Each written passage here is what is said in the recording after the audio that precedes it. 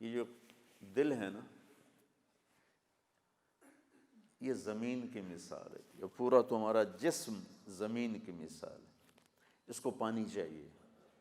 وہ پانی ہے قرآن کا اور سیرت کا، قرآن کا اور سیرت کا۔ نہ ہم قرآن سے جڑے ہیں نہ ہم سیرت سے جڑے ہیں، تو مزاجوں میں شدت آ گئی، سختی آ گئی۔ کل وہاں میرا سبق تھا تو وہاں بھی تلمبہ میں، تو میں نے تھوڑی سی مولانا کی بات کی کہ مولانا سعید خان صاحب کو دیکھا تو مجھے لگا ایسے آدمی کوئی اچھی چیز دیکھتا ہے نا تو یوں ہو جاتا ہے، یہ ہوتا ہے کہ نہیں ہوتا؟ واللہ اس بندے کو دیکھ کر مجھے ہوا یہ کیا ہے، یہ کیا ہے۔ ہمارے بزرگوں کے سامنے بیٹھو چوکڑی مار کے تو کہیں گے بہت بدتمیز ہے، گستاخ ہے، بے ادب ہے، اور میں ان کے سامنے بیٹھا ایسے، پہلی ملاقات ہوئی 1984، ایسے بیٹھا، اونٹوں ناک میں بول اونٹوں، میں کہ پتہ نہیں کیا ہوا، وہ سامنے ادھر آؤ، اپنے پاس بٹھا لیا۔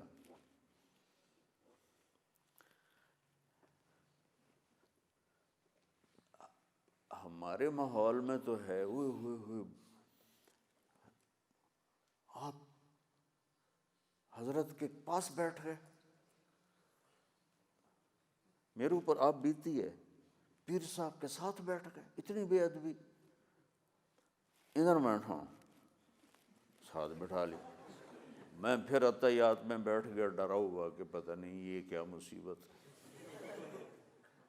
چوکڑی مار کے بیٹھا، آرام سے بیٹھو، آرام سے، میری چوکڑی مروا دی۔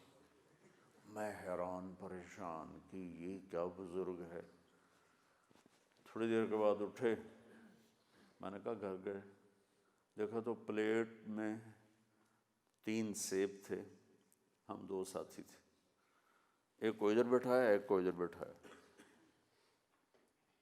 واللہ میں سمجھا اپنے کھانے کے لیے لائے، ہمارے بزرگ تو پانی نہیں دیتے تو سیب کون دے گا، تو واللہ میں سمجھا کہ اپنے لیے لائے ہیں، تو انہوں نے ان کو چھیلنا شروع کر دیا، تو مجھے اور یقین ہو گیا، میں نے کہا اگر ہمارے لیے ہوتے تو کہ چلو بھی کھاؤ، تو وہ چھیلنا شروع کر دیا، تو مجھے اور یقین ہو گیا کہ اب یہ بیٹھ کے کھائیں گے، بھوک لگ رہی ہے۔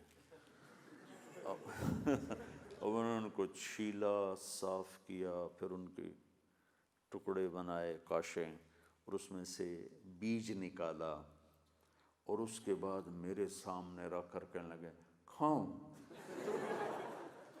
مجھے تو کھانا ہی بھول گیا،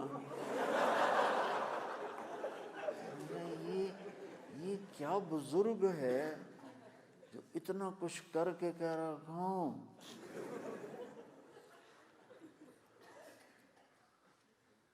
تو ہم نے یہاں دیکھا ہوا تھا تھوڑا سا اونچا بولو تو ملازم خدام اتنے بے ادب ہو، اونچا بولتے ہو حضرت کے سامنے، عبدالحاج صاحب کے سامنے۔ تو میرے دل میں نا ایک ہوک اٹھی کہ کاش میں اس بندے کی صحبت میں رہوں۔ یہ 84 کی بات۔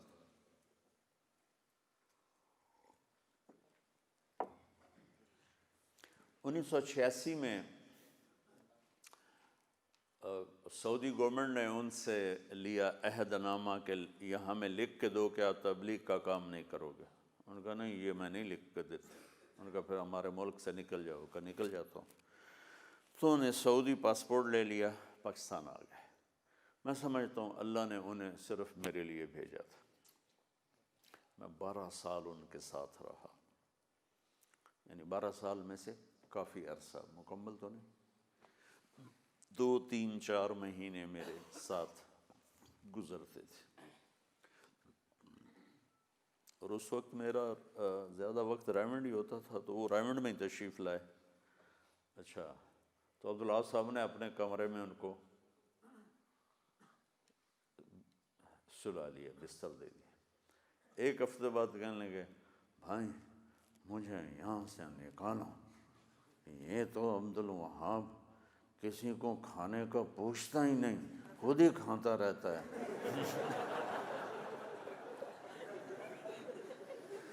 میں یہاں نہیں رہتا۔